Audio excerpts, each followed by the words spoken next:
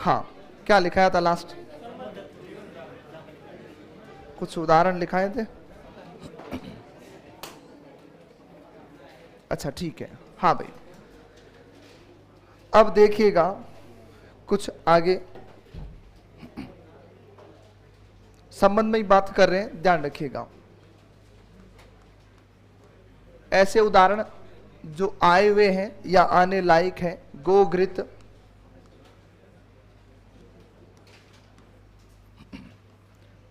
गोघृत, उसके बाद में अमचूर,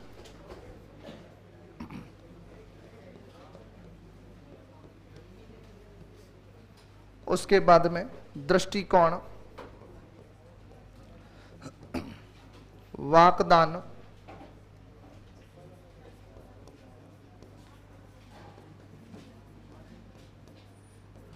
कान, बिंदाई, मुंह दिखाई। एक शब्द जिस पर हमने पहले चर्चा की थी, शायद तुम्हें याद भी होगा, धूम्रपान किया था। वो धूम्रपान नहीं होता, क्या होता है? धूमपान होता है। हाँ सुनो अच्छे से, हम लोग सामान्य तौर पर क्या पढ़ते हैं? 99.99% जगह पर क्या लिखा हुआ है? धूम्रपान। धूमपान होता है, धूम्र नहीं होता। सुनना बहुत अच्छे से, क्यों कारण की बात करता हूं। शब्द होता है धुआं। क्या होता है? धुआं। धुएं को क्या कहते हैं अपन? धूम कहते हैं, ध्यान रखिएगा। तो वास्तव में जब कोई भी सिगरेट इत्यादि पीता है तो सिगरेट नहीं पीता, वो धुआं पीता है। सच बात यह है कि वो किसका पान करता है? धुएं का पान करता है। तो धुएं का जो है वो रूप क्या आता है? धूम आता है, ध्यान रखिएगा। धूम मन धुआं होता है, ये अच्छे से लेकर के याद रखिए। धूम्रपान बिल्कुल शब्द जो है वो गलत है। स्तन्यपान बहुत अच्छा शब्द है और शब्द शुद्धि की दृष्टि से इतना महत्वपूर्ण है।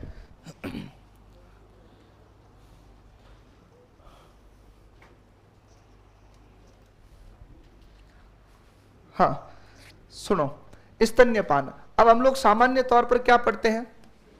स्तनपान। ये शब्द गलत क्यों है? स्तनपान चाहे ऐसे लिखते हो तो भी गलत है, और चाहे स्तनपान ऐसे लिखते हो तो भी गलत। देखो शब्द शुद्धि बहुत जल्द अपन पहुंचने वाले हैं, और आपको जब पढ़ाऊंगा तब मैं आपको ये नहीं लिखाऊंगा कि ये शब्द शुद्ध है, मैं ये लिखाऊंगा कि ये शब्द अशुद्ध क्यों है। बाकी शब्द शुद्धि को अगर स्थिर करना चाहते हो मस्तिष्क में तो आप कारण जानो। अब मैंने कह दिया स्तन्यपान शुद्ध होता है और स्तनपान क्या होता है? गलत होता है। लेकिन हम लोगों ने आज तक क्या पढ़ा? स्तनपान पढ़ा। और जयपुर में तो सेकंड ग्रेड बैच में पढ़ा रहा था, और साथ में कोई गुरुजी पढ़ाते थे, उनके साथ मेरी बड़ी लंबी बहस हुई थी इसको लेकर के। तो फिर लास्ट में वही है कि मेरा तो सिद्धांत मैंने तुरंत कह के निकल लिया। मैंने मेरी उम्र जितनी है उतनी उम्र आपको पढ़ाते होगी, तो मेरी त्रुटि हुई है, मैं सुधारूंगा इसको। तो बच्चे भी सामने थे, फिर वापस में आया क्लास लेने के लिए, बोला सर फिर सुधारोगे? मैंने कहा नहीं, मरे ही नहीं सुधारू मैं तो। स्तन्यपान होता है, मैं कारण देता हूं। अब सुनो, स्तन जो होता है वो नितंब को कहते हैं, ध्यान रखिएगा। अब स्तन का पान हो ही नहीं सकता, नितंब का कभी पान नहीं होता है। स्तन से उत्पन्न क्या होता है?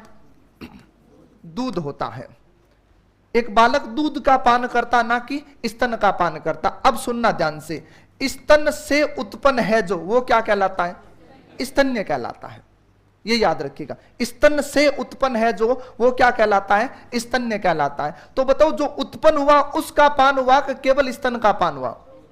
जो उत्पन्न हुआ उसका पान हुआ। तो सवाल ही नहीं उठता कि स्तनपान शब्द शुद्ध है, बिल्कुल खोटा शब्द है, ध्यान रखिएगा। हाँ, कारण जान के फिर इसको समझिएगा कि ये गलत क्यों है, ये ध्यान रखिएगा। और देखिए, आपने शब्द लिखा गोमुख, क्या होगा? गाय का मुख होता है, ये याद रखिएगा। आपने शब्द लिखा अक्षांश, क्या होगा? अक्ष का अंश होगा, ये अच्छे से लेकर के याद रखिएगा। तो करें इनका विग्रह, या यूं लें तो आप एक शब्द ले सकते हो, बड़ा फेमस शब्द है पर्ण कुटी। इसमें दो समास है, आगे मैं और लिखाऊंगा इसको अलग से। या फिर ये ले सकते हैं कि पुष्प वर्षा।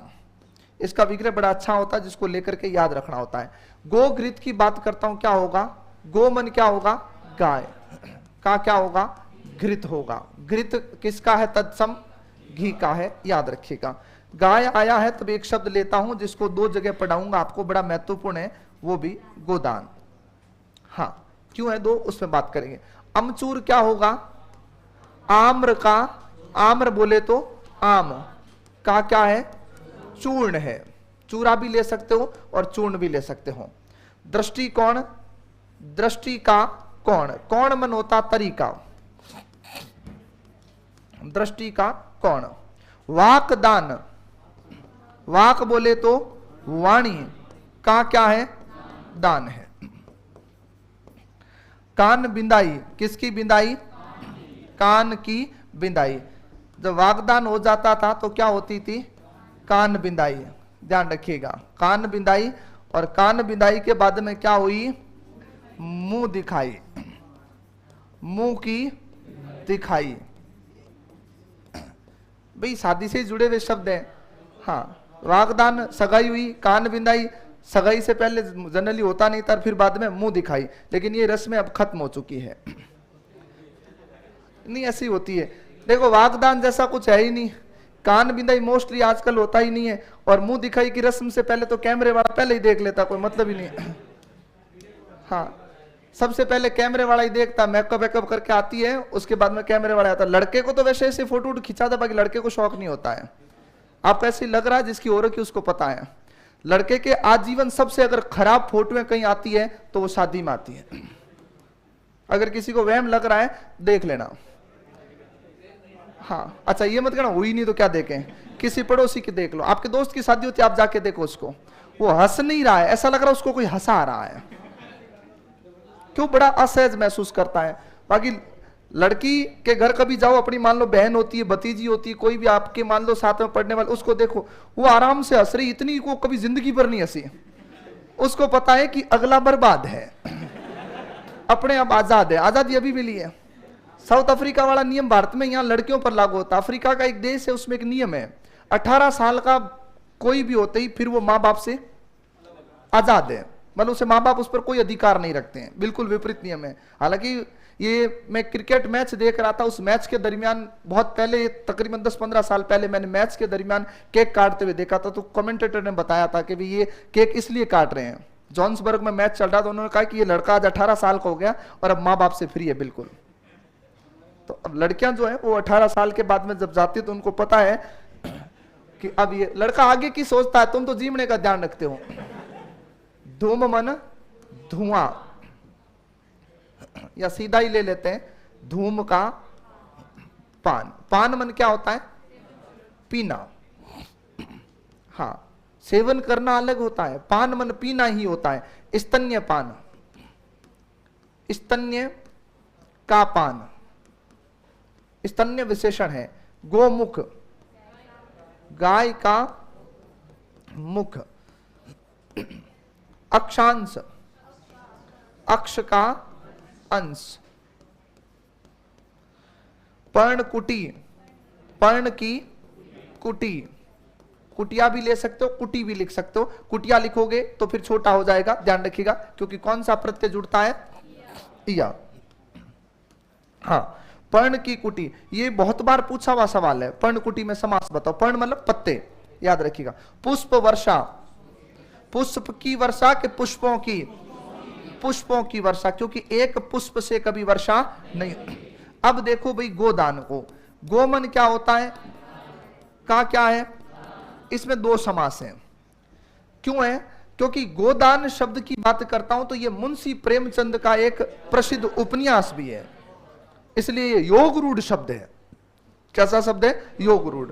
मैंने ये कहा कि गोदान लाना, तो तुम्हारे दिमाग में कौन आएगा? मुंशी प्रेमचंद का वो उपन्यास आएगा, इसलिए योग रूढ़ की वजह से इसमें बहुव्रीहि समास भी पढ़ाया जाता है, ये याद रखिए। वापस सुने, एक तो देखो हर शब्द महत्वपूर्ण है, और जितने मैंने उदाहरण लिखा है बात इसकी नहीं है, बात तुम किसी भी टॉपिक को लेकर के देख लेना। मैंने पहले भी कहा था, मैंने पहले दिन ही कहा था, मेरे 90% उदाहरण ऐसे हैं जो विगत भर्ती परीक्षाओं में आए हुए हैं। मैंने उनको टारगेट किया है। और हर बैच के लिए तुम देख लेना उदाहरण चेंज मिलेंगे। जैसे मैं आपको छोटा सा उदाहरण बताऊं, आपके बाद में बैच लगा है वो लगा 6 और 7। अब 6 और 7 में जो विद्यार्थी बैठे हैं उनमें अगर आपका कोई रिश्तेदार है तो उनसे आप एक बार कॉपी लेके देख लेना। अभी जो एलडीसी भर्ती हुई है उसके सारे उदाहरण है वो उनकी कॉपी में मिलेंगे आपको 100%।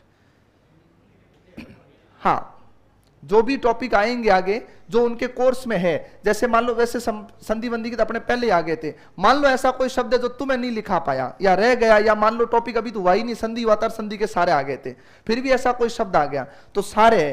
क्योंकि मैं हमेशा एक बात को लेकर के चलता हूं कि रिपीटेशन तो होगा। इसका सबसे बढ़िया उदाहरण अश्वमेध है, 2 पेपर 3 बार, फिर और क्या लोगे, उसी भर्ती में आ गया। इससे क्या होता कि एक तो तुम जब भी ये उदाहरण लेकर के पुराने सवाल मिलाते हो ना, तो पुराने सवाल आए हुए तुम्हारे सही होते हैं, तो इससे कॉन्फिडेंस बढ़ता है कि हाँ ये आ रहा है, ये भी आ रहा है, ये भी आ रहा है। ठीक है, तो इसको लेकर के थोड़ा ध्यान रखिएगा। बाकी सारे शब्द महत्वपूर्ण अपने आप में, लेकिन विशेषतः बात करूं तो आपके एसआई की दृष्टि से एक तो अमचूर बहुत महत्वपूर्ण है, एक आपका दृष्टिकोण बहुत ही महत्वपूर्ण शब्द है। ये तो तुम लोग समास में नहीं याद करके कहां याद करो, शब्द शुद्धि में।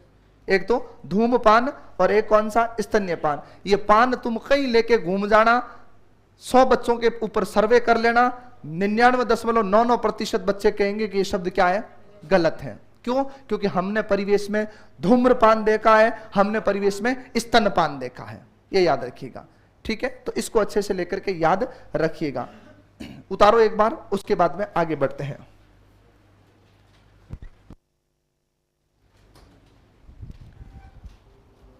अरे भाई मैं समझा दूंगा और आराम से लेके समझाऊंगा ना। कल तो एक ही क्लास हुई, मैं आपके ये इतने सवाल कैसे लूं, पॉसिबल ही नहीं है।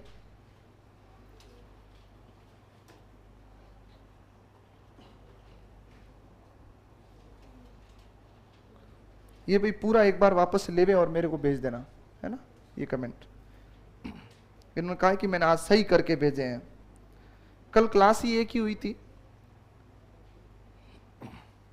और इन सवालों का जवाब टेक्निकल टीम के माध्यम से ही संभव हो पाएगा, है ना। इनको अगर लेके खड़ा हो गया तो तकरीबन आपके 15-20 सवाल हैं, मेरी ये क्लास चली जाएगी पूरी।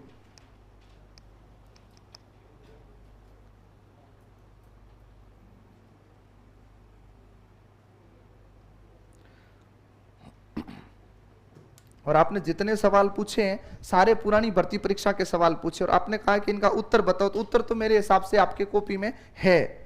आप कारण पूछते तो मेरे को समझ में आता, फिर भी मैं बता दूंगा, कोई इशू नहीं है इसका।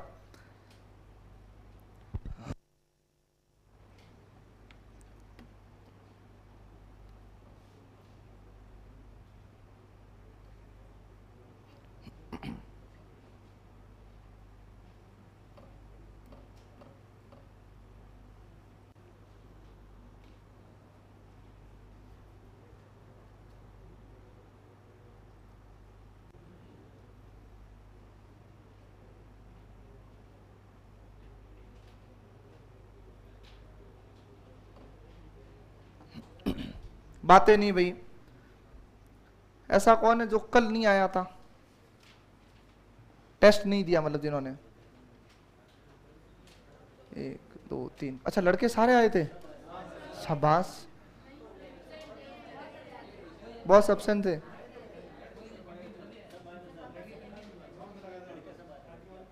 तेरे को कैसे पता सब आते हैं?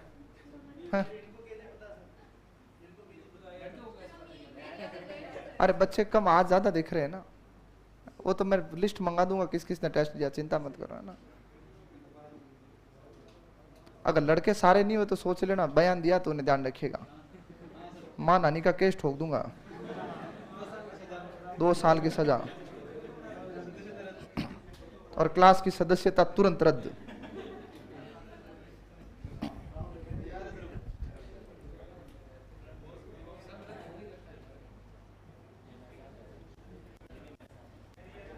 ये किसी के साथ नहीं, ये किनारे पे बैठा तुरंत खिसक लेगा ये तो।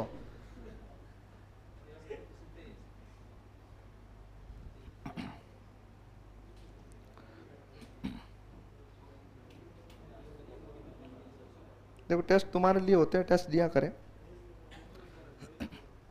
क्या हुआ? मैंने पहले ही कहा था ऐसे ही बनेगा पेपर। ऐसा कौन है जिसने 100 के 100 चेप दिए? ऐसा हो ही नहीं सकता कि बहादुर नहीं अपनी क्लास में है तो सही है। गर्म दल का नेता कौन कौन है बताओ, हाथ खड़ा करो। 100 आउट ऑफ 100 सारी बॉल खेल गया। सवाल ही ऐसे थे, नहीं खेले तो मरे, खेले तो ही मरे। चलो कोई नहीं, अभी रिजल्ट आने दो, फिर देखेंगे माइनस मार्किंग में किसने कितना कबाड़ा किया है। ऐसा कौन है जिसको पता चल गया कि मेरे इतने गोले गलत हुए हैं, बाकी सवाल तो सही थे? कितने? 2 से ऊपर ऊपर गोले किसके ज्यादा गलत हुए कि गोले गलत भरे, आंसर सही है? हाँ, ये गलती आप सुधारो। जिनको आ रहा है सवाल पेपर में सही है, वहां मर रहे हो, उसको सुधारो आप। आता हुआ गलत करना वो अलग मुद्दा है। राइट लगाया बी, ऑप्शन भर दिया सी, ये मत करो, इसमें बड़ी दिक्कत आती है। और कई ऐसे स्टूडेंट हैं आपके आसपास भी होंगे, मेरे मित्र मंडली में बैठे हुए, एक उत्तर गलत भराता पूरी रेल बन गई, क्योंकि वो पूरी की पूरी सीरीज चेंज हो गई थी। एक प्रश्न छूटा, सारा का सारा खोटा, रिजल्ट आया, मेरिट तो बहुत दूर की बात है, विधवा में ही नहीं हो, ऐसी स्थिति में पहुंच गए।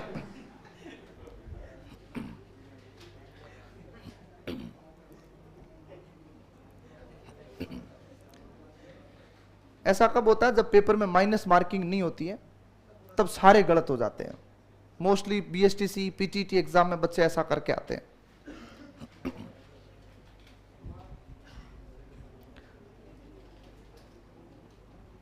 नहीं, गाय के लिए दान नहीं हो सकता भैया ना, गाय के लिए दान करते ही नहीं अपन।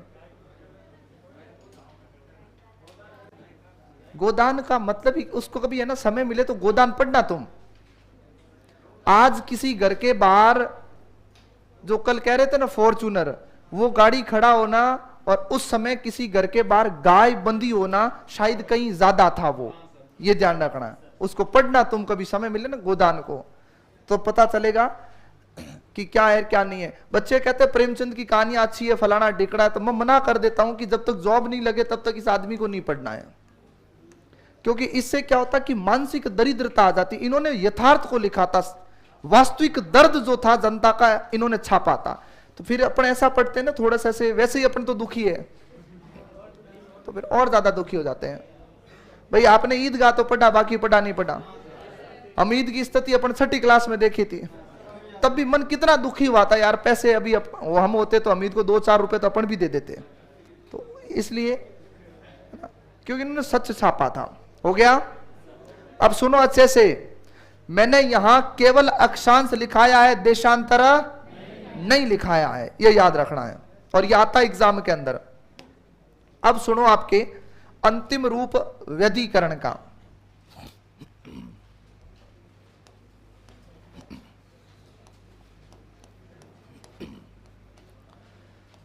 अधिकरण तत्पुरुष,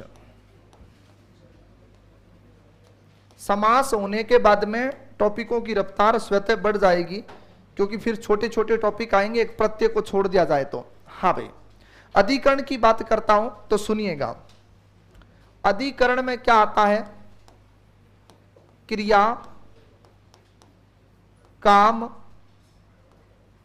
नाम, नामन संज्ञा का क्या आता है? स्थान हो, ध्यान रखिएगा। और इसका विभक्त चिन्ह क्या है? में, पर। ऊपर पे को हम खा चुके हैं, खाने का मतलब क्या है? विलोपित हो गया, प्रयोग ही नहीं करते अपन। 15 साल पढ़ते हो गए कम से कम, ऐसा तो कोई है नहीं कि जिसको 15 साल भी नहीं है। 15 साल सब लगभग सबको हो चुके हैं। कभी पे लिखा हुआ कहीं पर किसी वाक्य में देखा?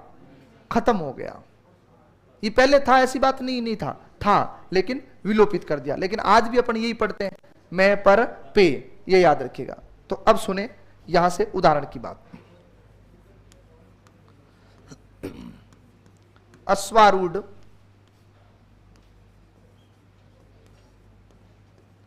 पर्वतारोहण, आराम से सुन लेना, बड़ा सीधा आदमी है। प्रेम मग्न, जलमग्न,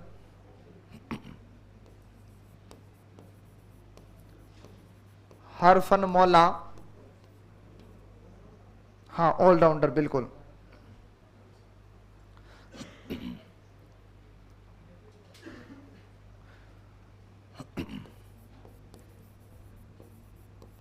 कविवर,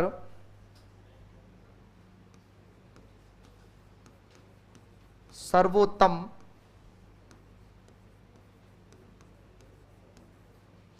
सर्वोपरि, व्याकरण निष्ठ, काव्य निपुण,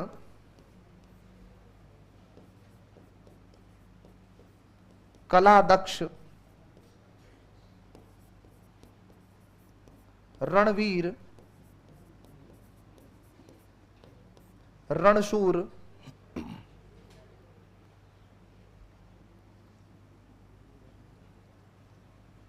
हाँ एक बार इनकी बात एक शब्द और ले लेते हैं, पूछा जाता है बहुत बार और अपन गड़बड़ करके आ जाते हैं। कानाफूसी, सुन लो अच्छे से फिर बात करेंगे। अश्वारूढ़, आरूढ़ का मतलब क्या होता है? सवार होना। याद रखना, चढ़ना अलग है, सवार होना अलग है, बिल्कुल ध्यान रखिएगा। चढ़ने का मतलब क्या है? अपन छत पर भी चढ़ते हैं, और सवार होने का मतलब क्या है? उस पर बैठ जाते हैं। ये याद रखिएगा, कभी घोड़े पर चढ़ा नहीं जाता है, घोड़े पर आदमी सवार होता है, इसीलिए घुड़सवार बोला जाता है। क्या बोलते हैं? घुड़सवार। तो आरूढ़ का मतलब होता है सवार होने से। तो घोड़े पर क्या, सॉरी अश्व पर क्या होगा? आरूढ़।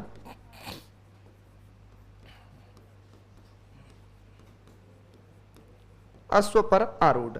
पर्वतारोहण, पर्वत पर आरोहण। आरोहण का मतलब होता है चढ़ना, ऊपर की ओर चढ़ने को क्या कहते हैं? आरोहण कहते हैं। ध्वजारोहण होता है, ध्वजारोहण। और पॉलिटिकल वाले गुरुजी ने आपको पढ़ाया होगा कि एक तो जो ध्वज होता है, एक तो झंडा फहराया जाता है, झंडा लहराता नहीं कभी भी, ध्यान रखिएगा। और एक ध्वज का क्या होता है? आरोहण होता है। और 15 अगस्त और 26 जनवरी को दोनों तरफ स्थिति अलग अलग रहती है। तुम जानकारी रखते भी होंगे, और कुछ ऐसे मेरे साथी जिनको नहीं पता होगा, क्योंकि अपने तो झंडा होता था तो एक तो झंडा गीत गा देते थे अपने, 2-4 जो है बच्चियां वगैरह उड़ उड़ झंडा तिरंगा उड़ गया, और फिर अपने तो ये होता लड्डू वाली पेटी बाहर कब आएगी। तो अपने झंडा चाहे ऊपर जाए चाहे हवा में चले, कोई मुद्दा नहीं था। लेकिन ध्यान रखना, मैं वापस आपको स्मृति में लाता हूं, अगर याद आ जाए तो। एक स्थिति तो ऐसी होती है, तब झंडा जो होता था वो नीचे की तरफ बंधा होता था, रस्सी से खोलते ही फिर ऊपर की तरफ चढ़ता था। और एक क्या होता है स्थिति, झंडे के ऊपर, सॉरी उस बांस के या जो लोहे की डंडी होती उसके ऊपर ही ध्वज बांध करके गांठ होती थी, फिर ऐसे खोलते ही वो ऊपर फहराने लगता था। तो ये दो स्थितियां अलग अलग है, तुम पता करके आ जाना कि 15 अगस्त को आरोहण होता है या जो है फहराया जाता, वो तुम देख लेना, मिल जाए तो ठीक है, नहीं तो मैं बात करूंगा, वो देख लेना तुम्हें ना। बहुत सारे विद्यार्थी इस पर जानकारी नहीं रखते हैं, लेकिन तुम्हें अभी मैंने कहा ना, तब आपको याद आ रहा। एक स्थिति ऐसी थी कि झंडा ऊपर जा रहा था, और एक स्थिति ऐसी थी कि ऊपर पूरी की पूरी गांठी थी और उस स्थिति में खुली थी। प्रेम मग्न, प्रेम में मग्न, मग्न मतलब डूबा हुआ। जल मग्न, जल में मग्न। हर फन मोला, हर यानी प्रत्येक, फन यानी कला, में मोला उस्ताद, श्रेष्ठ। ध्यान रखिएगा, एक होता, मैंने आपको बताया था फन, एक होता फण, एक होता फणी, ये तीनों अलग अलग है। फन कहते हैं कला को, फण कहते हैं सांप का मुंह, और फणी किसको कहते हैं? सांप को। फणी खुद सांप होता है, ये याद रखिएगा। फणी खुद कौन होता है? सांप होता है। फण क्या होता है? सांप का जो गुस्से की स्थिति का मुंह होता है उसको फण कहते हैं, और फणी कौन है? सांप खुद है। तो फन, हर फन मौला, जैसे अभी किसी ने मैंने लिखा था, बोला था ऑलराउंडर। तो क्रिकेट मैच देख तो आप कई बार सुनते हो कि ये हरफन मौला खिलाड़ी है। हाँ, वैसे मारवाड़ में हरफन मौला नहीं है, मारवाड़ में बैट्समैन है अपने। हाँ, ऑलराउंडर कमी, फील्डिंग कोई नहीं करना जानता अपने। हाँ, बैटिंग तो कोई कर लेगा। कविवर, कवियों में वर, वर बोले तो श्रेष्ठ, कवियों में वर, वर मन होता श्रेष्ठ। अब सुनो ध्यान से, जो पीतांबर वाला सवाल आया था उसी तरह ये भी सवाल है। ये दे सकता हूं इनमें से आपको जोड़ करके कि विग्रह के आधार पर बताइएगा इसमें से ऐसा कौन सा शब्द है जिसमें दो समास है। कविवर में दो समास है। एक तो कर्मधारय, कर्मधारय होते ही क्या हो जाएगा, वर यानी श्रेष्ठ है जो कवि। ये कवि की आपने यहां पर क्या बता दी, विशेषता बता दी, बिल्कुल विशेषण हो गया। ध्यान रखिएगा, डिपेंड करता किस पर, विग्रह पर। चिंता ना करें, कविवर एग्जाम में आएगा तो हमें कौन सा समास करना सिखाऊंगा। सर्वोत्तम, सभी में उत्तम, सर्वोपरि, सभी में ऊपरी, बात नहीं। व्याकरण निष्ठ, ये सवाल जहां तक मुझे याद आ रहा है सेकंड ग्रेड 2015-16 की वैकेंसी में शब्द शुद्धि में आया था। इसने क्या किया था, सर्वोपरि में ई बड़ा कर दिया। अब बच्चे घूम रहे, अशुद्ध शब्द है कहां पर, दो शब्द दिए थे, एक विकल्प में दो दो शब्द, और सारे शब्द शुद्ध थे। बोला किस विकल्प में अशुद्ध शब्द है, तो दो दो दिए, तो इसका मतलब क्या है 8। 8 में से उस आदमी ने 7 शब्द शुद्ध छाप दिए और सर्वोपरि को खोटा कर दिया। ऐसे ये ऐसे कर दिया। अब बच्चे समझ ही नहीं पा रहे इसको, क्योंकि इस शब्द को हम लोगों ने पढ़ा है इसी प्रकार, ध्यान नहीं दिया कि अंत में मात्रा कैसी है, ये याद रखिएगा। तो सभी में ऊपरी होता है, याद रखिएगा, भूलो मत। याद रखने का और सीधा कॉन्सेप्ट देखो, उपयुक्त, ऊपरी धन क्या होता है, उक्त होता है, यानी ऊपर कहा हुआ। ये यण संधि में आपको पढ़ाया जाता है। ठीक है, आ जाओ। व्याकरण निष्ठ, निष्ठ हो किसमें, व्याकरण में, व्याकरण में निष्ठ। काव्य निपुण, काव्य में निपुण, निपुण समझते हो, जो अच्छा हो, दक्ष हो, कुशल हो, ध्यान रखिएगा। कला दक्ष, कला में दक्ष। रणवीर, रण में वीर। इसको कभी कर्मधारय मत कर देना, होगा ही नहीं, वीर है जो रण, नहीं, गलत बात है। रण मन युद्ध होता है। रणशूर, रण में सूर मन वीर यानी बहादुर। काना फूसी, कान में फुसफुसाहट, उसी को तो काना फूसी कहते हैं। अरे भाई धीरे से कोई बात कहते हो पड़ोसी को तो फुसफुस की तो आवाज आती है। आजकल काना फूसी नहीं होती, फोना फूसी होती है। क्यों, कोई भी बात होती क्या करते हो, पास बैठे बैठे कोई टेक्स्ट डाल देते हो, फ्री है। बाकी तो उस समय तो मिस कॉल ही नहीं करते थे। जब 10 रुपए का वो हछवाड़ा ऐसे वो कूपन आता था, ऐसे हल्का सा उसको मिस कॉल करके छोड़ देते थे, वो ऐसे बैठा रहता था, आने दे तू। कई ऐसे टैलेंटेड थे, बिना रिंग के फोन उठा लेते थे, 50 पैसे खा जाते थे। ये तो भला हो, फिर एयरसेल कंपनी आई थी, एयरसेल, जो सबसे पहले चेन्नई सुपर किंग्स को स्पॉन्सर करती थी, वो आई थी। उसने पहली बार कहा कि फ्री कुछ होता है। उससे पहले आया था टाटा डोकोमो, और उससे पहले था टाटा से टाटा फ्री, और एमटीएस तो शुरू से ही दिवालिया कंपनी थी। वो आइडिया ही अपने खुद के ऐसे लेके आई, फ्री तो दो, फोन भी फ्री ले जाओ। फिर उसने इनकमिंग पर और शुरू किया था, फोन करो 1 घंटे बात करो, 1 घंटे का 1 रुपया अपने को मिलेगा। तो 1 रुपया तो खूब होता था किसी का खून पीने के लिए। मिस कॉल तो करना है अपने को, कौन सा फोन करना है। हाँ, अब देखो अच्छे से लेकर के, तो इनको ध्यान रखना है। काना फूसी, कान में फुसफुसाहट होती है, यानी धीरे धीरे बोलता है। तो कई बार आप बोलते हो क्या फुसफुस बोल रहा, फटाफट बता दे जोर से, वही है। अब देखिएगा कुछ ऐसे उदाहरण 2 समास में व्यवहार करेंगे, ध्यान रखिएगा। उससे पहले एक शब्द लेते हैं, भगवल्लीन।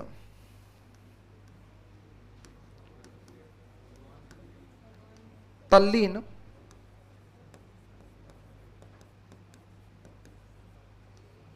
पुरुषोत्तम,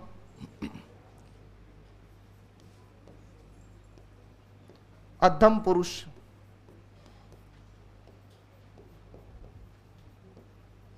नराधम, मुनिवर। ये जो नीचे 4 उदाहरण आपको दिख रहे हैं, इन चारों उदाहरणों का व्यवहार कर्मधारय भी है, तत्पुरुष तो पढ़ा ही रहा हूं। स्पष्टता आपको लिखाया जाएगा कि जब कर्मधारय और तत्पुरुष कंपैरिजन में आता है तो पहले कौन सा होगा, कर्मधारय होगा, ये याद रखिएगा।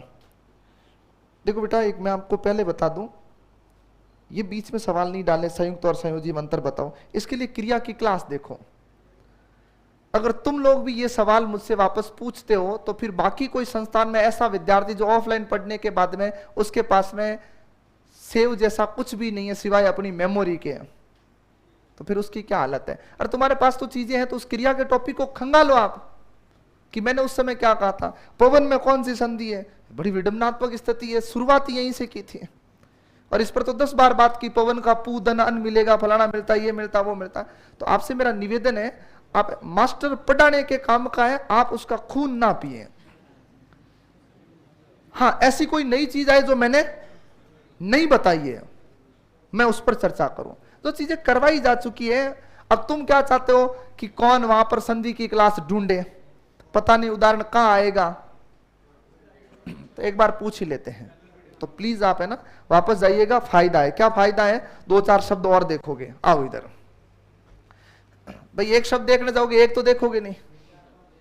और वीडियो क्यों खोलते हो तुम लोग, पैनल फाइल खोल दो, 5 सेकंड में मिल जाएगी। संधि संधि का फोल्डर डाला हुआ, 12, 13, 14 क्लास हो रखी है, उसके अंदर जाके खोलो, क्लिक करते सारी चीजें खुल जाएगी आराम से। खोले कौन, मजदूर रख लो एक बढ़िया सा। हाँ, अब सुनो, पुरुषोत्तम, अद्दम पुरुष, नरादम, मुनिवर, ये चारों के चारों उदाहरण किसके हैं, कर्मधारय के भी है और किसके, अधिकरण तत्पुरुष के। अब इनमें कंपैरिजन में समास पूछा जाएगा तो कर्मधारय होगा, लेकिन इनको मोस्टली तत्पुरुष में पूछा जाता है, ये याद रखिएगा। पहले इनकी बात करते थे। भगवन लीन तो क्या होगा, भगवान नहीं होगा, भगवत में लीन होगा। अरे मत भूलो संधि आप, ये ला 2 बार आ रहा है, तो ये आपको याद होना चाहिए कि ता या दा के साथ में ला आने पर परिवर्तन किसमें, ला में। वही तो भगवत धन लीन होता, भगवन लीन, ध्यान रखिएगा। तल्लीन, तत् यानी उसमें, तत् में लीन। अब आ जाओ पुरुषोत्तम। अब विडंबनात्मक स्थिति सुनिएगा, बहुत सारी जगह आपको यह बता दिया जाता है कि पुरुषोत्तम शब्द जो है योग रूढ़, खोटा है, नहीं है योग रूढ़।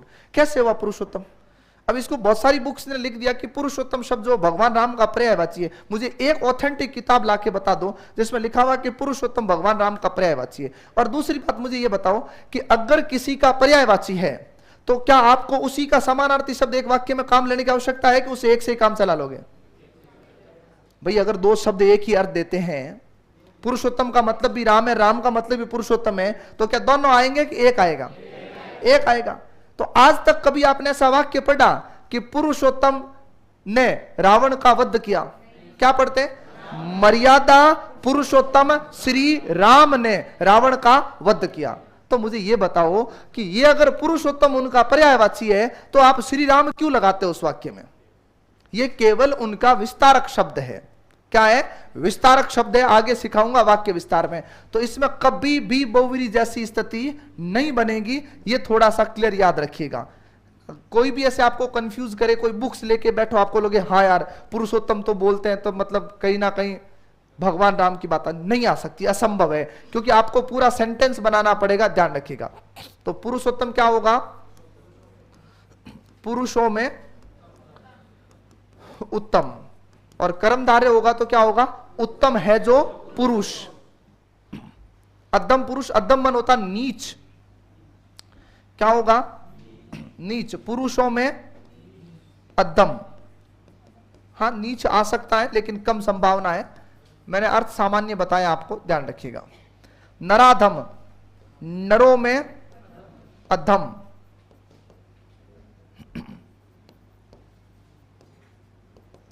और मुनिवर, मुनियों में वर, वर मन श्रेष्ठ, और इसी का विग्रह अगर कर्मधारय में वर है जो मुनि, ये याद रखिएगा। क्या होगा, वर है जो मुनि। तो इनको थोड़ा अच्छे से लेके याद रखें, बाकी कोई लंबी चौड़ी गाथा इसकी है नहीं।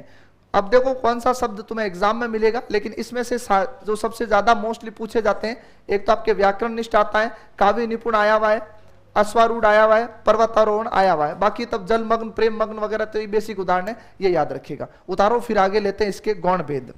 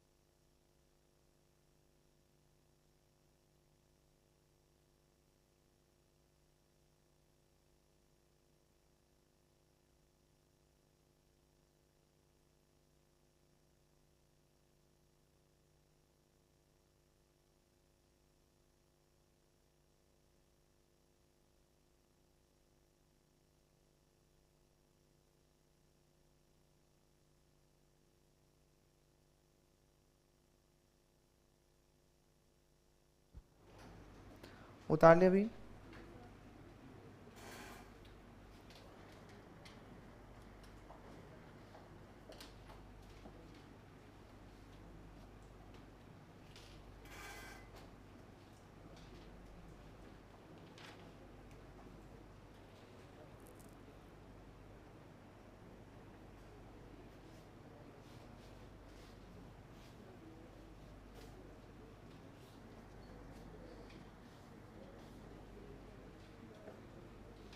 चर्चा नहीं करें।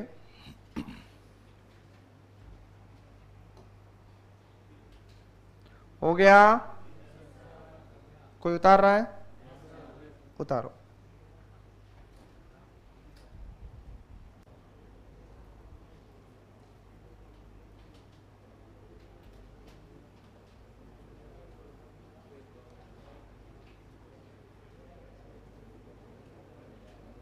अरे भाई चर्चा नहीं करें।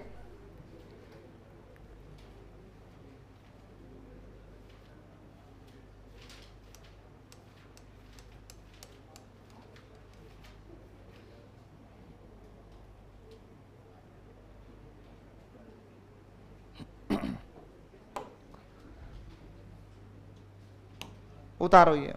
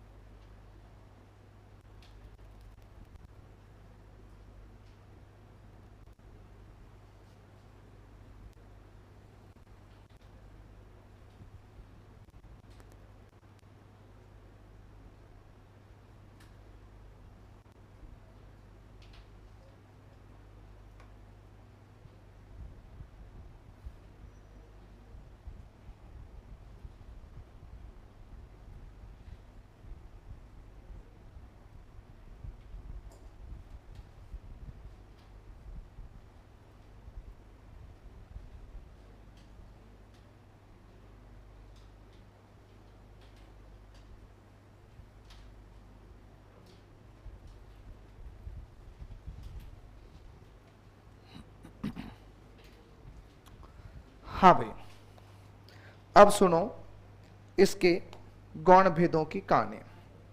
उतार रहे हो? 4 शब्द थे, अभी क्या कर रहे हो तुम?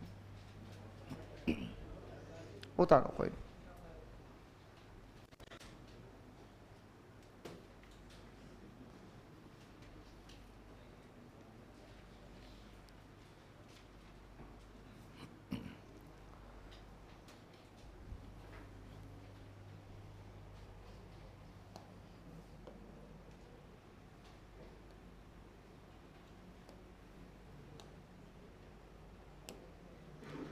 चलो अब देखिएगा, इसके गौण स्वरूप की बात करें। सुने,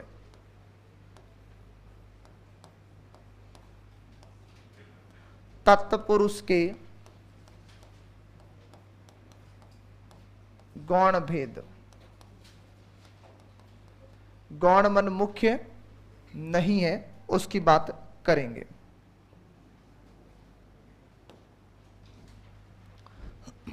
और नंबर 1,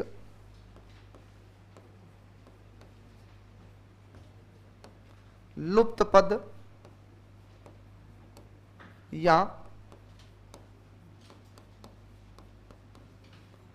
मध्य पदलोपी समास।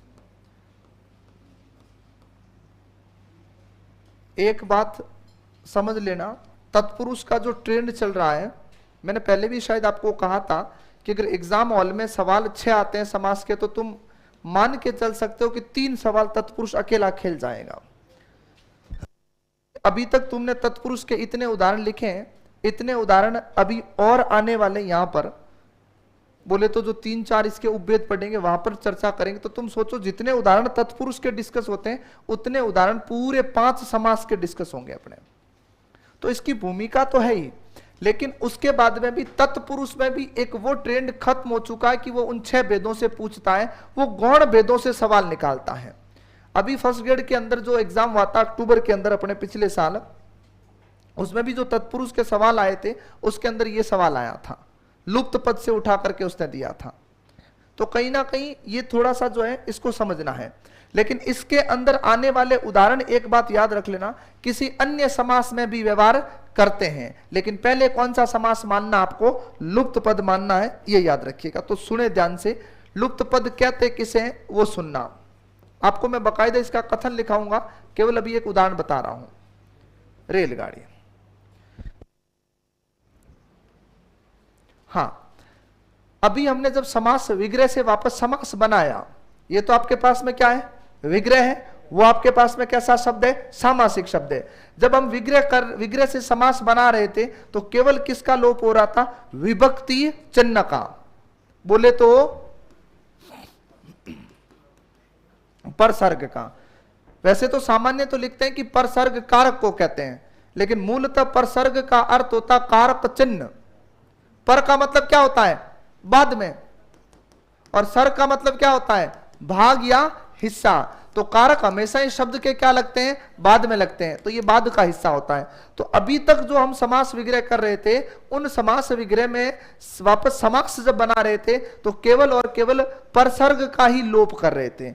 लेकिन यहां पर लिखा है मैंने लुप्त पद या मध्य पदलोपी। इसमें क्या होता है कि समास विग्रह से वापस, समास से जब समास विग्रह करते हैं, विग्रह से वापस समास बनाते हैं, तो विग्रह से वापस समास बनाते समय हम लोग किसका लोप कर देते हैं, पदों का। विभक्ति चिन्ह का लोप होना तो समास का नियम है, लेकिन इसमें विभक्ति चिन्ह के साथ साथ पद लोपित हो जाते हैं। कैसे देखिएगा, रेलगाड़ी, रेल पर चलने वाली गाड़ी। अब वापस जब समास बना करके तुम लौटे तो तुम्हारे पास क्या रहा, रेलगाड़ी। इसका लोप होना समास का सामान्य नियम है। ये तो पर क्या है, अधिकरण का कारक चिन्ह है। लेकिन हम किसको खा गए, चलने और वाली। ये दोनों ही अपने आप में स्वतंत्र रूप से किसका काम कर रहे हैं, इनका हमने यहां पर क्या कर दिया, इसलिए इसको क्या कहा जाता है, लुप्त पद या मध्य पदलोपी समास कहते हैं। याद रखिएगा, क्या कहते हैं, मध्य पदलोपी समास कहते हैं, ध्यान रखिएगा। तो कथन सीधा सा बनता है कि जहां परसर्ग के साथ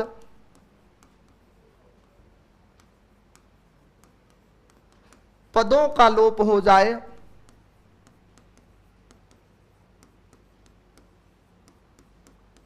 वो कौन सा समास होता है, मध्य पदलोपी होता है। ध्यान रखिएगा। जैसे देखो,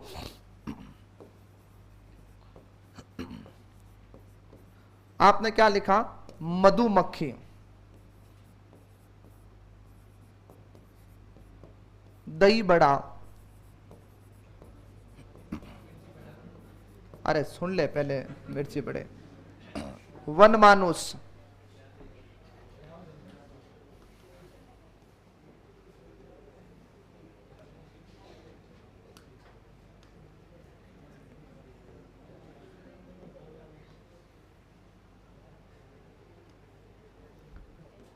रसमलाई, रसगुल्ला,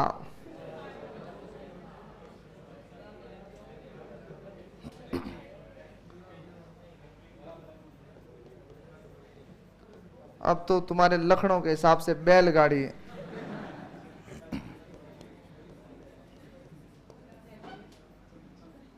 ऊंट गाड़ी, सुने अच्छे से लेकर के, रेलगाड़ी हो, मधुमक्खी हो, वन मानुस हो,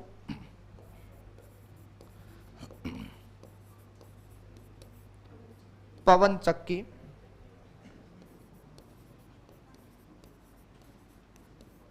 पंचक्की। इसमें क्या करते हैं विद्यार्थी, एक याद रखता दूसरा नहीं रहता, रेल बना देता, एक ही समझ देता है। पन पानी को कहते हैं, कहते नहीं है, पन पानी से ही बना हुआ है, ये हिंदी की संधि में आ जाता है, पन धन चक, पानी धन चक्की, पंचक्की बन जाता है। और ये साफ तौर पर क्या लिखा हुआ है, पवन चक्की, याद रखिएगा। तो आओ मधुमक्खी का समास विग्रह, अब ये आ जाए ना बढ़िया से लेकर के अच्छे खासों की बैंड बज जाती है। अब मधुमक्खी, अब मधुमक्खी में पहली बात पूछे समास कौन सा, तो केवल एक ही समास है, कौन सा, लुप्त पद। क्या होगा विग्रह, मधु की मक्खी होती है क्या, तो मधु के लिए मक्खी,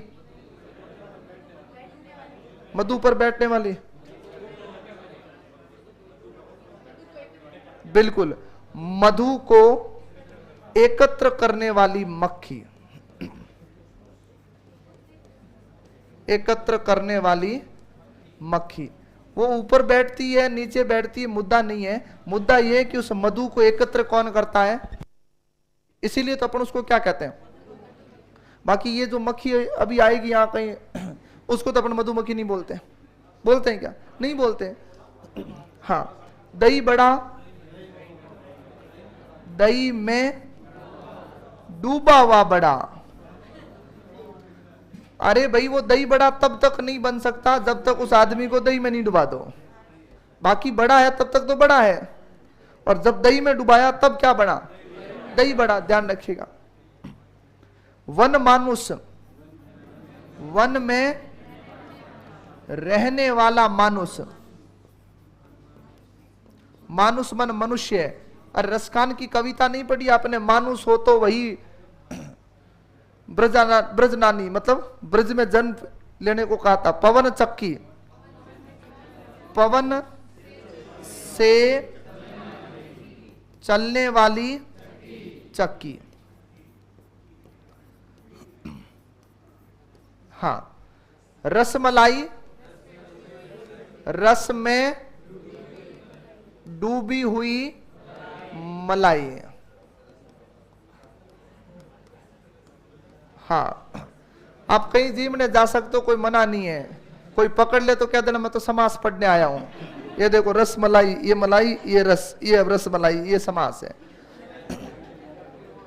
भाई वापस आ जाओ, इसमें क्या है, मारकूट करे तुरंत भाग जाओ। अभी माहौल खराब है, अभी तुम जाते भी नहीं हो क्योंकि सोशल मीडिया का बड़ा डर है। हम जब नए जोधपुर आए थे ना, ये लफड़ा नहीं था कि फोटो आ जाएगी, फलाना आ जाएगा, कुछ नहीं आ जाएगा, हाथ नहीं आना किसी के। और जब भी मैं पावटा रहता था तो हमारे पास में दो बड़े गार्डन थे, एक तो हनुमंत गार्डन था, उसमें सर्दियों में तो वो बुक ही रहता था, और एक जस्ट पास में राजपूत सभा भवन वाला था, उसमें कोई अपने जैसे वो गांव वाले आकर के कोई छोटा मोटा होता ना तो वो करते थे। तो पहले बाहर देखते थे, जैसे मान लो यहाँ कोई वणिक समाज से है क्या, बणियों से कोई नहीं, अच्छा ये बाणियां तैयारी नहीं करती, ये गलत बात है। एक बार मैंने ऐसे बोल दिया था, वो रीट थी 25 अप्रैल को जो रद्द हुई थी, तो 25 अप्रैल को बणियों का कोई त्योहार था, तो बोल दिया जैसे आपने कहा ना बणियां तैयारी नहीं करते, बच्चे ऑफिस में आ गए सीरियस होकर के, हम बढ़िया हम तैयारी करते, तो क्या हो गया। एक बार ऐसे ही रामायण पर कुछ बोल दिया था मैंने, बोला गलत भी नहीं था कुछ ऐसे, मतलब नॉर्मली। और उसमें क्या, मेरी फर्स्ट क्लास थी, उस क्लास के अंदर वो रीट का बैच था, उसमें कुछ लड़कियां आ गई, मतलब ऑफिस के अंदर आकर के बोला कि लिख के दे रही है, सर हमारे राम के बारे में ऐसा बोलते हैं, हमारे मतलब मैं तो मंगल ग्रह का हूं, मतलब भारत के अंदर जाति धर्म पर बोलना इससे अच्छा होता, मैं कहता हूं, इसलिए मैं कहता हूं बढ़िया क्वालिटी का जहर रखो, वो खा लो मर जाओ, अपन बोल ही नहीं सकते। तो उस समय क्या फोटो वोटो का लफड़ा नहीं था, ऐसा नहीं। देखो अगर कोई बिना बुलाए शादी में नहीं गया तो तुम्हारा जीवन निरर्थक है, मरोगे, ऐसे कोई मतलब वाली बात नहीं है, जाना चाहिए।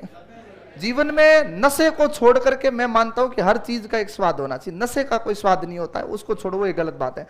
बाकी डर के माध्यम से ऊपर प्रहार हो सकता है, उस प्रेशर में वो स्पंज वाले प्रेशर कर करके रसगुल्ले खाना अलग मुद्दा होता है।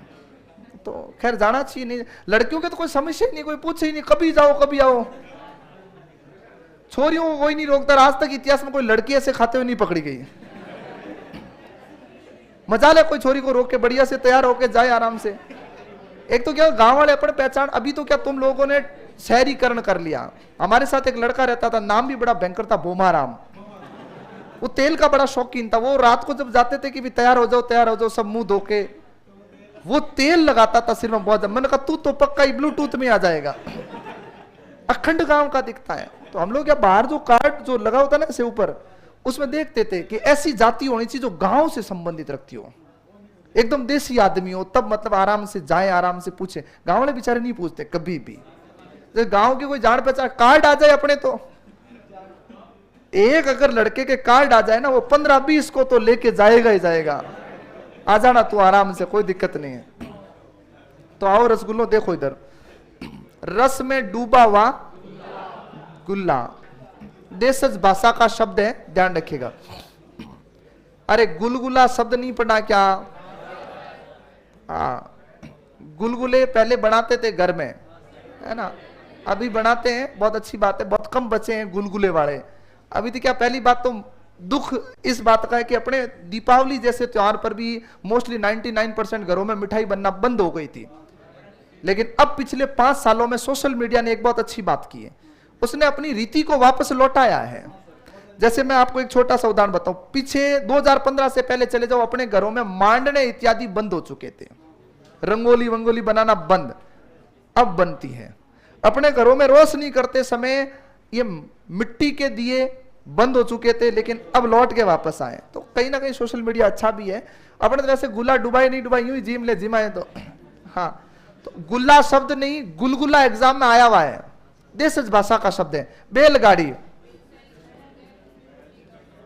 बैल द्वारा नहीं, गलत बात, खींची जाने वाली गाड़ी। बैल नहीं चला सकता गाड़ी को, चलाने का मतलब है सही डायरेक्शन में ले जाना। तो बैल ले जा ही नहीं सकता, बैल उसको खींचता है। ऊंट गाड़ी, बिल्कुल, ऊंट द्वारा खींची जाने वाली गाड़ी। और पंचक्की, अरे पानी से चलने वाली चक्की।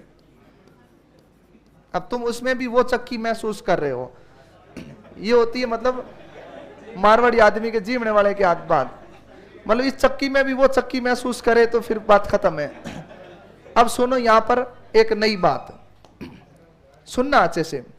रेलगाड़ी, इसके अंदर ध्यान रखिएगा, लुप्त पद तो है, लेकिन इसमें लुप्त पद विकल्प नहीं मिले तो यह अधिकरण का उदाहरण बनेगा। इसका मतलब प्राथमिक समास। मधु को एकत्र करने वाली मक्खी, अगर यह नहीं मिले तो कर्म तत्पुरुष होगा, यह याद रखना है।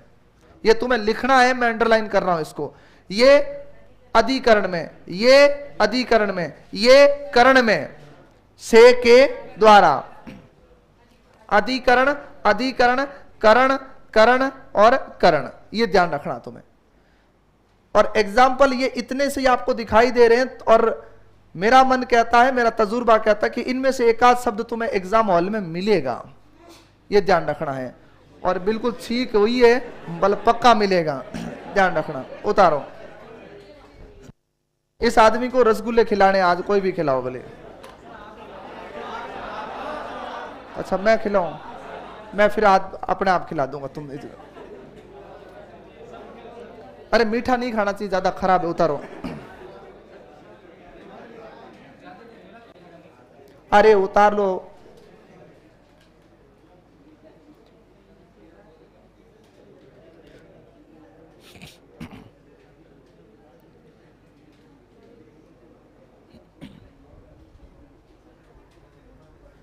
वो कथन लिखना है, ध्यान रखिएगा पूरा, फिर उदाहरण शुरू करने हैं।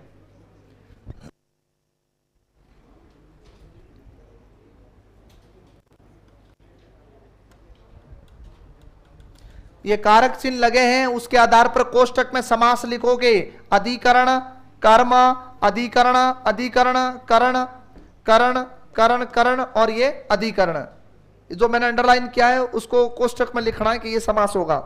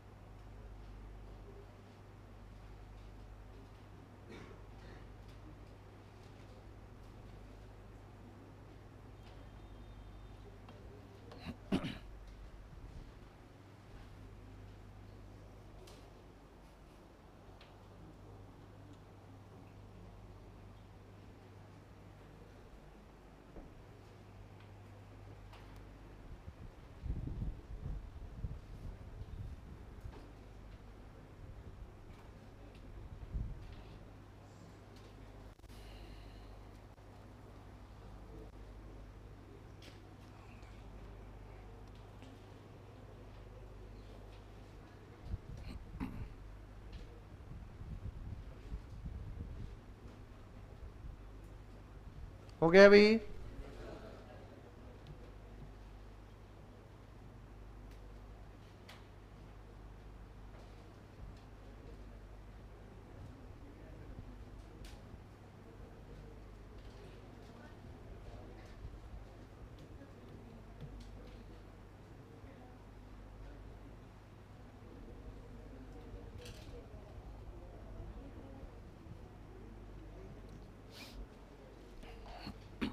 हाँ भाई, बात नहीं, बड़े आगे उतार रहे हो।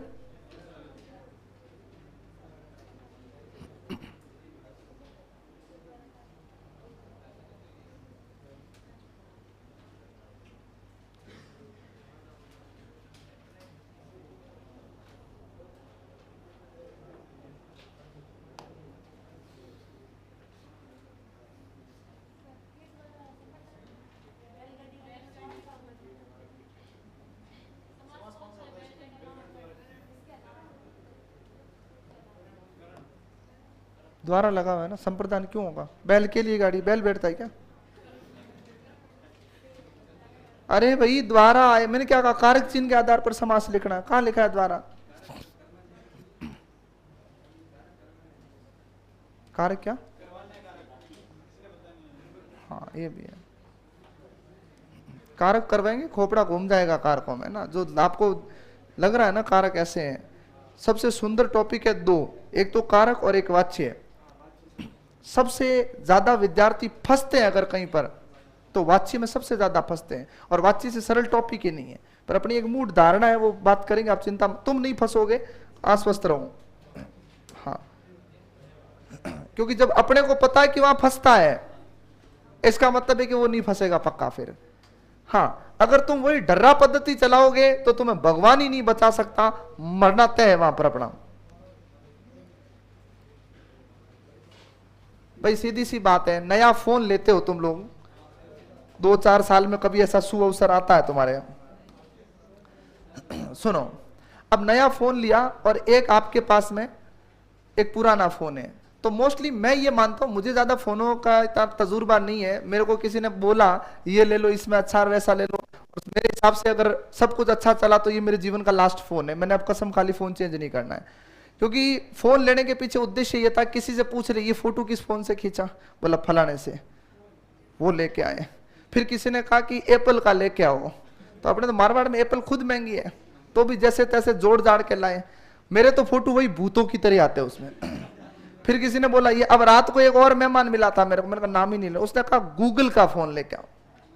बोला कितने मांगो? 60,000 रुपए से। 60,000 में भैंस आएगी, तू रहने दे, अपने घर वाले खुश और होंगे कि बिना कहे छोरा भैंस लेके आया घर पे। तो मैंने कहा छोड़ो। तो अब देखो नया फोन लेते हैं तो मोस्टली जिस तजुर्बेकार आदमी से पूछता हूं, मैंने पूछा जब भी, तो उसने एक ही बात कही कि इसमें पुराने वाले फोन से कुछ भी नहीं डालना है, क्योंकि फोन में वायरस आ जाता है। पहली बात तो अपने वायरस को लेकर के अपने दिमाग में भी वायरस है कि वायरस केवल नेगेटिव होता, नहीं, सिस्टम ही नहीं चले अगर वायरस नहीं हो तो। वायरस नहीं हो तो कोई सिस्टम नहीं चले। अब सुनो, अगर वही पुराने वाली चीजें मैं नए फोन में डाल दूंगा तो सीधी सी बात है, नया वाला फोन भी 2-4 महीने में औकात पे आ जाता है, तो एकदम फ्रेश होना चाहिए। उसी तरह कोई टॉपिक पढ़ोगे तो पुराना कूड़ा करकट है दिमाग में, तो बाहर नहीं, उसको भूल जाओ कि कुछ है ही नहीं, उसको कबाड़ खाने में पड़ा रहने दो। अपने तो एकदम सोचो कि मुझे कुछ नहीं आता। मेरी क्लास की बात नहीं है, बुजुर्ग कहते हैं कि ज्ञान हमेशा ही किस प्रकार होकर के लिया जाता है, छोटा बन के। और कहावत है कि बेटा बन के तुम कुछ भी कर सकते हो, बाप बनोगे जूत मारेगी दुनिया। तो ज्ञान भी ऐसा ही है, दिमाग में। कई बच्चे क्या होते हैं, मेरी क्लास में ऐसा नहीं कि मेरी क्लास में, अपनी हिंदी क्लास में मैंने देखा है कि बच्चा आया है वो बैठा है, ऐसे नहीं देखा कि डोल रहा है, आ रहा है, जा रहा है, ये नहीं है। तुम कभी ऐसे समय हो ना तो रीट के बैच देखना या कांस्टेबल के बैच देखना। कांस्टेबल हालांकि मेरे हिंदी नहीं आता है, मैं पढ़ाता नहीं हूं, पर मुझे पता है कि उनकी मानसिकता कितनी भयंकर होती है। उनको मैं तो पढ़ाता है ना, उनको टीचर को मैं नमस्कार करता हूं, तुम पढ़ाते हो मतलब, उनको कुछ समझा नहीं सकते, वो ऐसे फंस जाएंगे। क्यों? कन्विंस नहीं कर सकते। रीट के बैच में बच्चे क्या करते हैं, ऐसा लगता ही नहीं कि पढ़ाई हो रही है, ऐसा लग रहा है कोई शादी वादी है। मतलब तुम लिख के ले लो, हर 1 मिनट में एक बच्चा तो डोलेगा क्लास में, वो पानी पी के आ रहा है, फिर वो इधर से जा रहा है, और सीधा चला जाए मरे कोई दिक्कत नहीं है, जाते जाते ऐसे तू भी चल रहेगा। अब तुम्हें यहां से जाते जाते कोई मनवार कर दे कि तू भी चल रहा, मन होता है ना ऐसे, हाँ यार मतलब बाहर। और फिर क्या होता है, वो जाते जाते मोटिवेट और करे, ये तो आता ही है अपने को, क्या है, उसको भी लगता हाँ यार आता ही है, सही कह रहा है, फिर वो उठ के चला जाता है। तो ये चीजें होती है। तो एक तो क्या होता है, स्थायित्व तो बहुत ज्यादा जरूरी होता है। तो अच्छे से लेकर के आप उसको भूल जाओ कि कुछ है अपने दिमाग में, मस्त रहो, अपने को कुछ नहीं आता है। हिंदी की बात नहीं है, जी के, गणित, रीजनिंग कुछ भी पढ़ाते, ये समझो मुझे कुछ आता ही नहीं है, फिर मजा आता पढ़ने का। मुझे आता है तो अपन क्या ढूंढते हैं कि मास्टर को फंसाएंगे कहां पर, देखते हैं ये तो मुझे आता है, फिर फंस गए अपन, हो गया कल्याण। सुनो, नए तत्पुरुष,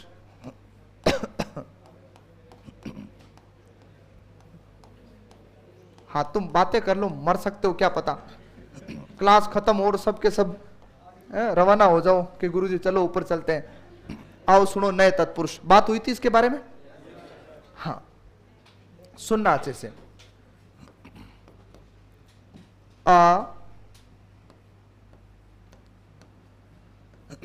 अन ना गैर, अन दोनों उपसर्ग आएंगे, तत्सम भी आएगा और तद्भव भी आएगा।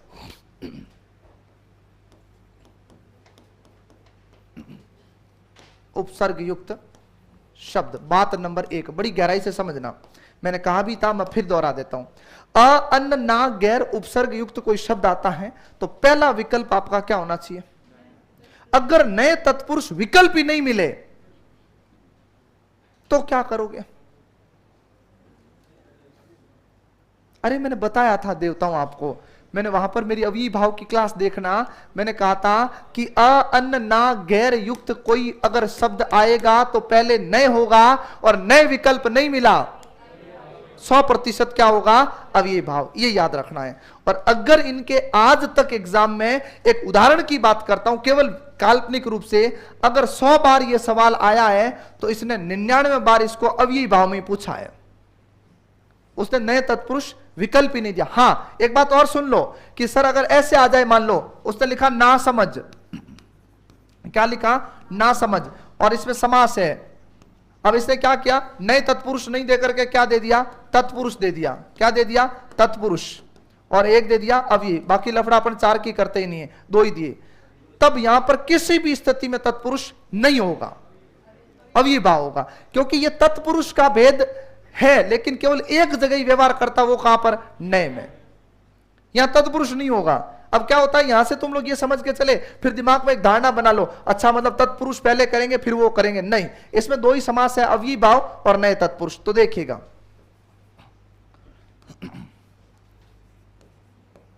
अन्याय,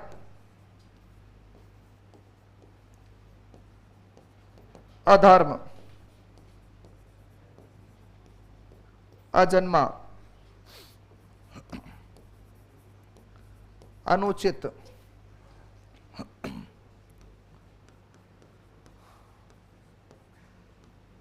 नासमझ,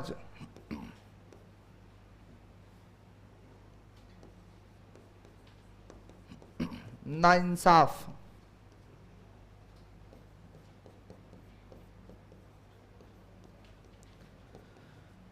गैर जिम्मेदार, गैर मर्द। सुने, अन्याय क्या होगा? अ का मतलब नहीं, तो क्या होगा? बिना न्याय के। अधर्म, बिना धर्म के। अजन्मा, बिना जन्म के। जन्मा नहीं होगा, जन्म के। अजन्मा कौन है? कोई नहीं है, भगवान शिव। राम अजन्मा कैसे? जन्म लिया भगवान शिव, ये ध्यान रखिएगा, क्या है? अजन्मा। क्यों? भगवान शिव का जन्म बताते हैं कहीं पे है क्या? नहीं है, उनको अजन्मा कहते हैं, ये याद रखिएगा। अग्र जन्मा कौन है?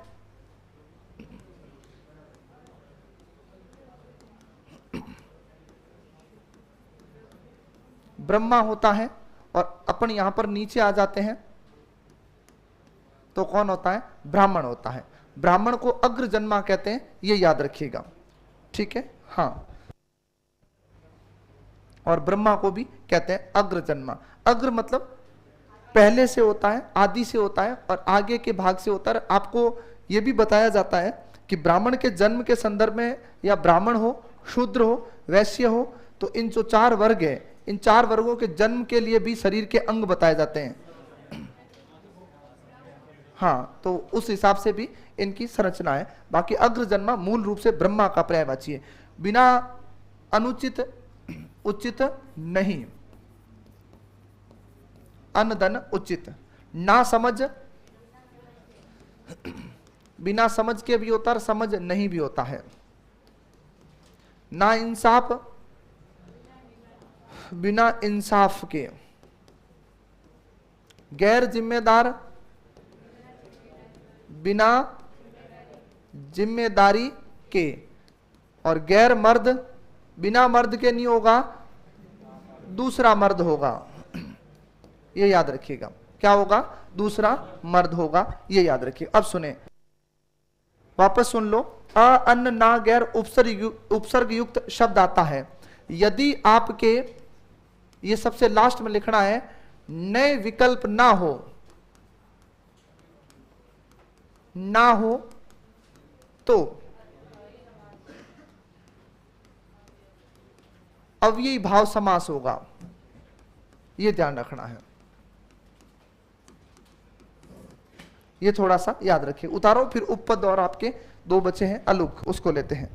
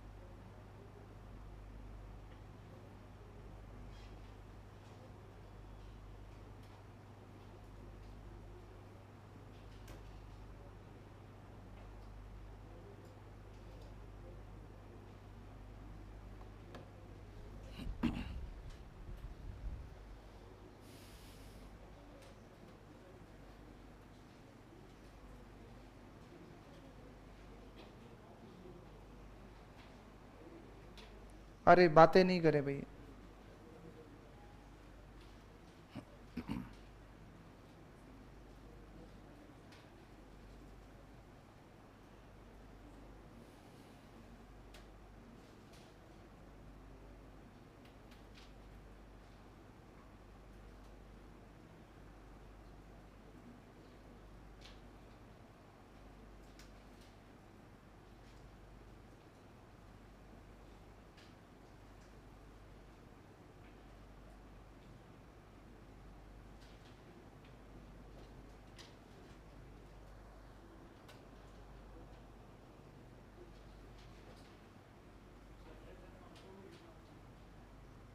होगा, क्यों होगा, कब होगा, दो समास आएंगे तब आपको स्पष्ट लिखाया जाएगा। विस्तर लिखाया कि नहीं लिखाया, बताओ। कर्मधारे, सॉरी, कर्म तत्पुरुष में लिखाया था विस्तर, विषदर किसका पर्यायवाची है, शिव का है। लेकिन मैंने क्या कहा था कि आपको सबसे लास्ट में सिखाऊंगा समास का विश्लेषण, तब आपको लिखाएंगे कि पहले समास कौन सा, बाद में कौन सा, ठीक है। बाकी ये योग रूढ़ शब्द है, तो बहुव्रीहि तो है ही, सीधी सी बात है।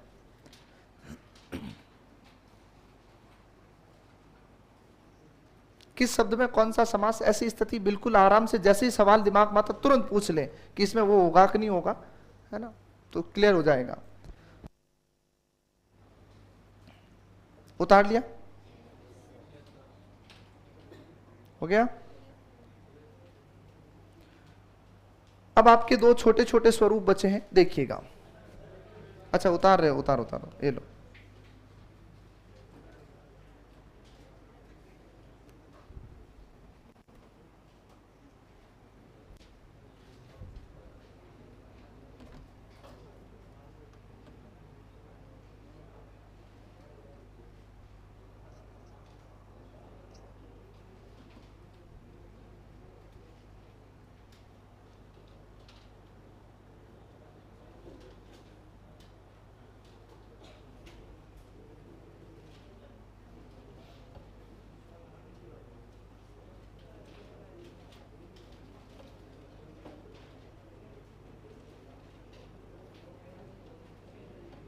बातें मत करो। अब सुनो, एक आता है आपके उपपद और एक आता है अलुक।